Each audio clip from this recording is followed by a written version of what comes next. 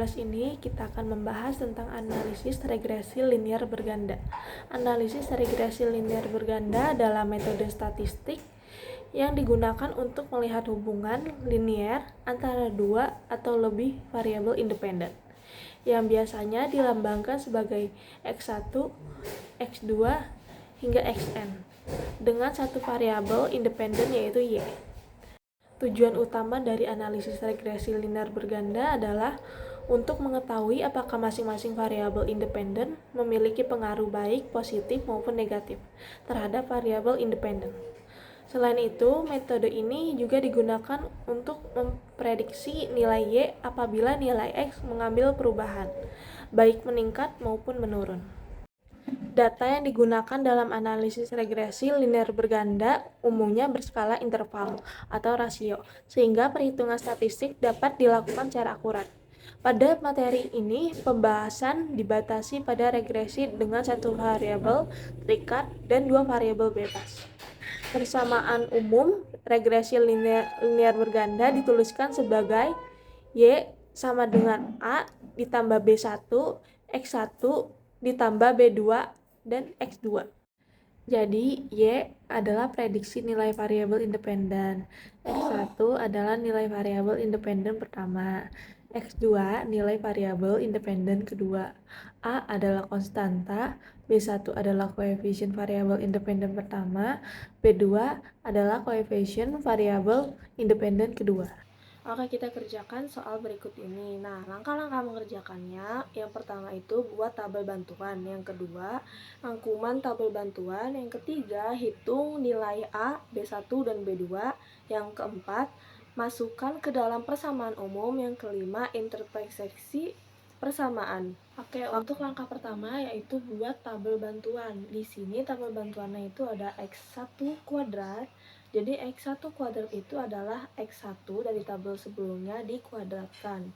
Jadi di tabel sebelumnya X1-nya itu adalah 54. Nah, X1 kuadrat ini 54 dikali 54 hasilnya 2916. Hasilnya itu semuanya sama ya. Jadi semua tabel di X1 itu dikuadratkan. Untuk tabel bantuan kedua yaitu X2 kuadrat itu sama kayak X1 kuadrat dikuadratkan. Jadi X2 85 dikuadratkan jadi 85 dikali 85 hasilnya 7225.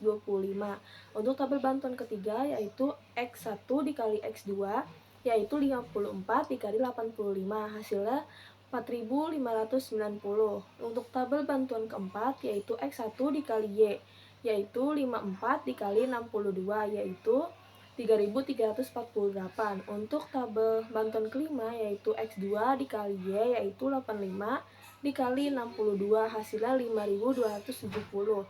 Nah, itu tuh diulangin terus sesuai dengan aturannya ya. Hasilnya, hasil total dari tabelnya itu semuanya dijumlahkan. Langkah yang kedua itu adalah rangkuman tabel bantuan. Rangkuman tabel bantuan ini yang kayak tadi itu adalah jumlah dari setiap tabel. Untuk N-nya 10, untuk sigma X1 itu totalnya 420, untuk sigma X2 itu totalnya 801, untuk sigma Y itu totalnya 538, untuk sigma X1 kuadrat totalnya 18.652. Untuk total sigma X2 kuadrat totalnya 64.501. Untuk total sigma X1 X2 sama dengan 34.046.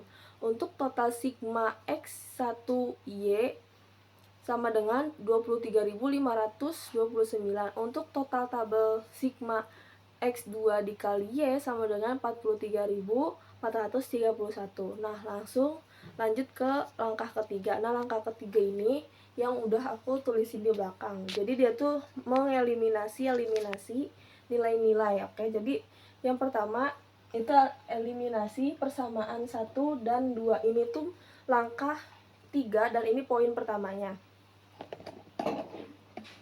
Ini tuh langkah 3 dan ini poin pertamanya, eliminasi persamaan 1 dan 2. Oke, masuk ke rumus atau aturan pertama N. Untuk persamaan 1, NA ditambah sigma X1 dikali B1 ditambah sigma X kuadrat dikali B2 sama dengan sigma Y. Untuk persamaan kedua itu rumusnya atau Soalnya sigma X1 dikali A ditambah sigma X1 kuadrat dikali B1 ditambah sigma X1 ditambah sigma X1 dikali X2 dikali B2 hasilnya sama dengan sigma X1Y persamaan 2. Nah, yang kayak gini tuh tinggal dimasukin ke langkah tadi langkah kedua itu yang rangkumannya tinggal dimasukin ke sini. Untuk nilai N-nya kan tadi 10, jadi tinggal dimasukin 10A ditambah sigma X1 kan tadi totalnya 420, tinggal dimasukin jadi 420 B1 ditambah 801 B2 sama dengan 538. Terus langsung ke persamaan kedua, sama ini semua tinggal dimasuk-masukin aja. Nah, terus kita tuh harus menghilangkan, karena ini metodenya eliminasi, jadi kita harus menghilangkan salah satunya dari misalnya A atau B1 atau B2. Nah, di kasus ini yang kita hilangkan itu A-nya, nilai A-nya. Nah, gimana caranya? Jadi dikalikan. Gimana caranya biar A ini sama, jadi bisa dicoret. Jadi dikalikan untuk persamaan 1 dikalikan 420, untuk persamaan kedua dikalikan 10.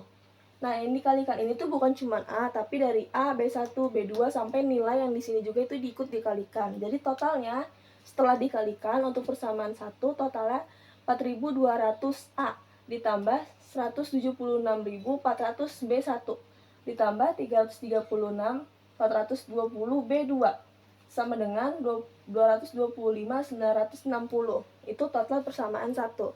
Total yang kedua, untuk persamaan kedua yaitu 4200A ditambah 186.520 B1 ditambah 340 460 B2 sama dengan 235 290. Hasilnya dikurang karena ini eliminasi, jadi harus ada yang dihapus. Nah, yang dieliminasi adalah A, jadi ini tidak ada. Jadi totalnya minus 10.120 B1 dikurang 4.040 B2 sama dengan 9.330. Nah, ini adalah persamaan 4. Lanjut ke langkah ketiga, poin kedua, yaitu eliminasi persamaan 1 dan 3. Ini sesuai sama yang sebelumnya untuk persamaan pertama, tapi buat persamaan ketiganya aku bacain lagi ya rumusnya, yaitu sigma X2 dikali A ditambah sigma X1 X2 B1 ditambah sigma X2 kuadrat B2 sama dengan sigma X2 dikali Y. Itu adalah persamaan 3. Jadi sama kayak persamaan 1 tadi, tinggal dimasukin aja rumusan atau rangkuman angka di langkah kedua. Nah, ini untuk persamaan pertama sama kayak yang sebelumnya. Untuk persamaan ketiga, 801 A ditambah 34.046 B1 ditambah 64.501 B2 sama dengan 43.431.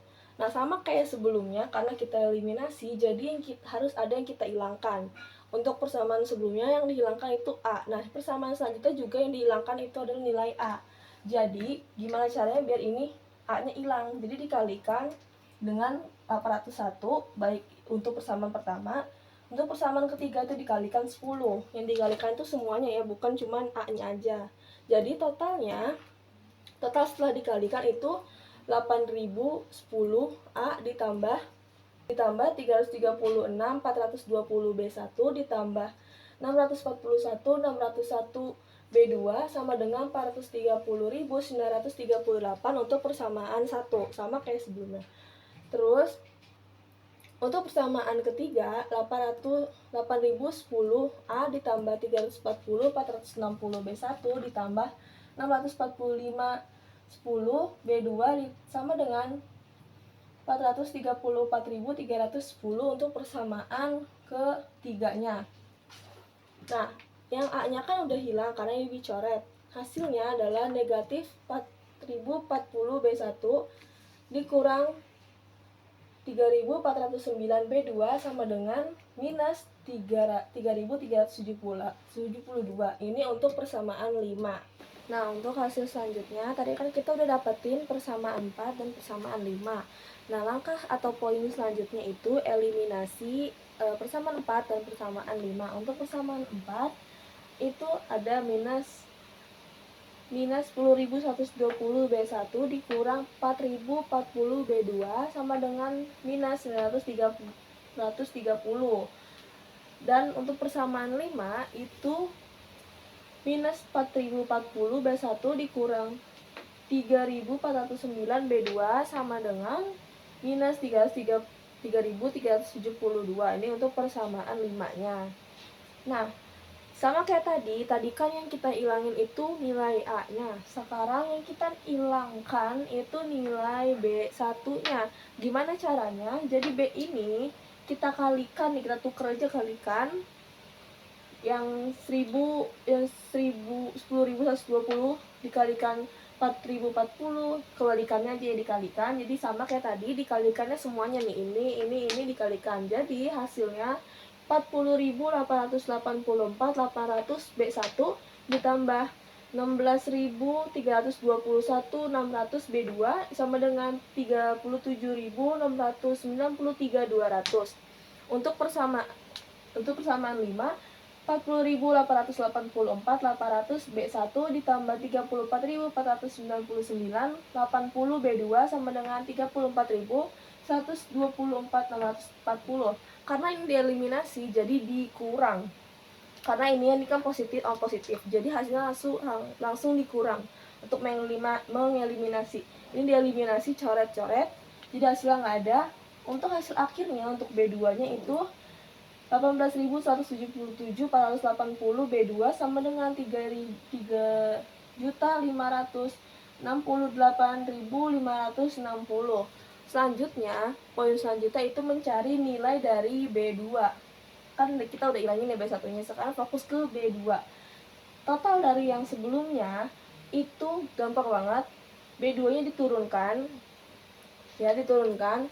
Yang ini pindah ke sini. Tapi hasilnya jadinya dibagi, ngerti? Dibagi, jadi 3.568.560 dibagi minus 18.177 480. Totalnya negatif 0,196. Selanjutnya kita kan tadi udah ketemu nih B2, itu nilai B2. Sekarang kita harus mencari tahu nilai dari B1-nya. Sesuai dengan langkah ketiga, kita tuh harus mencari tahu nilai A, B1 dan B2-nya. Tadi kan kita udah dapat nilai B2-nya, sekarang kita cari nilai B1-nya. Untuk B1, kita pakai persamaan 4. Sebenarnya bisa pakai persamaan 5 karena dia ada B1-nya juga, tapi di langkah yang biar lebih gampang hitungnya kita pakai persamaan 4. Nah, di persamaan 4 itu ada negatif 10.120 B1 dikurang 4.040 B2 sama dengan minus 9.330. Nah, kan di sini ada B2-nya. Nilai B2-nya kan udah dapat, yaitu minus 0,196. Jadi nilai B2 ini dimasukin ke sini. Dan totalnya ini 4.040 dikali minus 0,196, totalnya 791,84.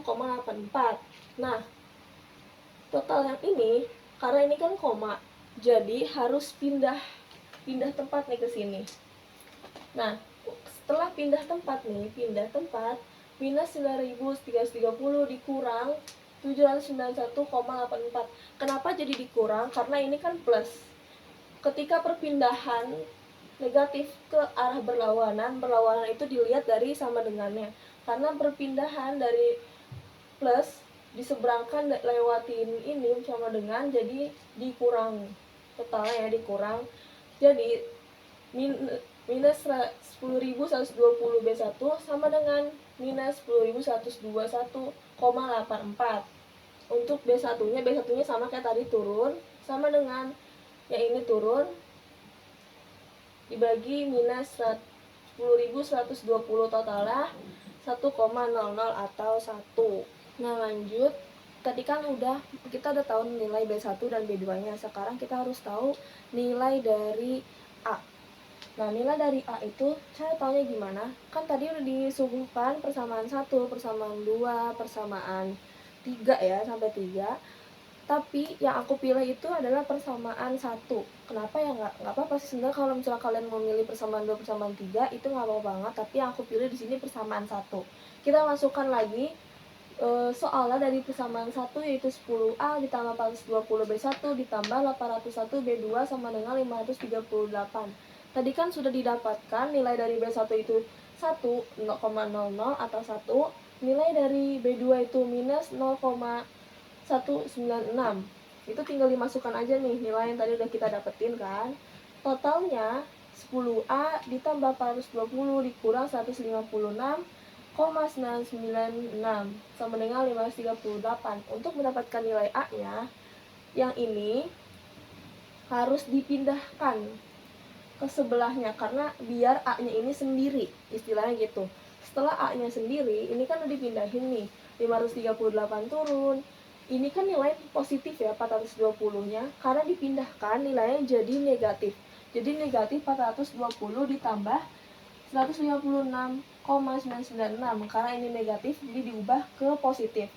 Nah selanjutnya setelah 10 si A nya sendiri ini tuh kan di total hasilnya 274,996. Setelah A nya sendiri 274,996 sama dengan dibagi 10. 10 nya dari mana? 10 nya dari sini dipindahkan gitu kan. Tadinya ini 10 positif kan, dipindahkannya ke bawah. Jadi nggak usah ditambahkan negatif karena dia dipindahkannya ke bawah, jadi dibagi istilahnya. 274,996 dibagi 10 jadi totalnya 27.499,6. Nah lanjut ke langkah keempat, yaitu masukkan ke nilai umum atau ke rumus umum. Rumus umumnya kayak yang udah dijelaskan di pengertian awal, yaitu Y garis sama dengan A tambah B1 di X1 tambah B2 X2. Nah A-nya hasilnya kan yang ini 27,4996 ditambah 1 X1 dikurang 0,196 X2. 27 yang ini dibulatkan aja jadi 27,5. Dibulatkannya ke atas, kenapa? Karena angka setelah 4-nya itu adalah 9, jadi dibulatkannya ke atas, jadi 27,5 ditambah 1,00 dikali X1 dikurang 0,19, ini juga sama dibulatkan aja X2. Jadi ini rumus akhir atau jadi ini tentang rumus akhirnya begini. Nah, untuk langkah kelimanya itu dibagi menjadi 3 langkah lagi. Untuk langkah pertama itu konstanta 27,5. Jika disiplin kerja X1 dan beban kerja X2 sama dengan 0, maka kinerja pegawai diprediksi sebesar 27,5. Hasil yang dari rumus umum. Ya, untuk langkah kedua, koefisien X1 1,00. Setiap peningkatan satu satuan disiplin kerja, kinerja pegawai naik 1,00 satuan. Jika disiplin kerja turun 1 satuan, kinerja turun juga 1 satuan. Yang poin ketiga yaitu koefisien X2 0,19. Setiap peningkatan 1 satuan beban kerja, kinerja pegawai turun 0,19 satuan. Jika beban kerja turun 1 satuan, kinerja naik 0,19 satuan. Di sini aku mau menjelaskan tentang cara penggunaan aplikasi SPSS. Yang pertama itu ada input data ke SPSS. Langkah-langkahnya, masukkan variabel dan nilai data ke dalam lembar kertas SPSS, antara lain variabel view dan data view. Lalu pastikan semua jenis data dan label terisi dengan benar. Kedua, ada mengolah data untuk regresi linear. Yang pertama, buka menu, lalu pilih NLZ, lalu regression, lalu ke linear. Setelah itu, masukkan variabel dependent atau Y dan independent X sesuai kebutuhan. Lalu yang ketiga itu ada hal penting sebelum analisis. Yang pertama, pastikan asumsi dasar regresi terpenuhi dan pastikan data tidak ada yang hilang. Lalu interpretasi output regresi berganda SPSS. Itu ada koefisien B1, B2 dan seterusnya. Ada penjelasannya. Koefisien menunjukkan arah dan besar pengaruh variabel independen terhadap Y.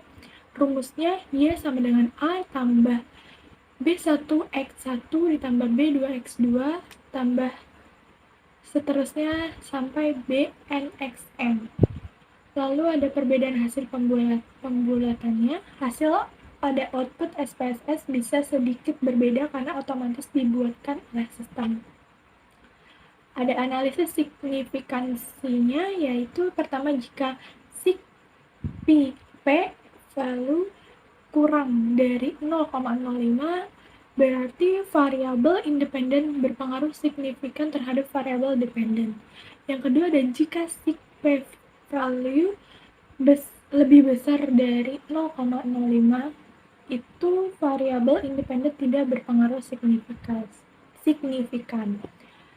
Setelah itu ada model summary atau R dan R pangkat 2.